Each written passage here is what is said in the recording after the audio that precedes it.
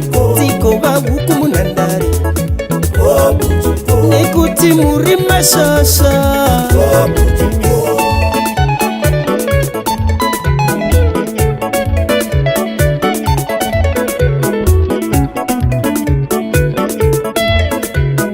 Tamba bora vakomana vakopa kutinda vakokupa isandu dzenyu murishi baba makanyanya amutsuretipo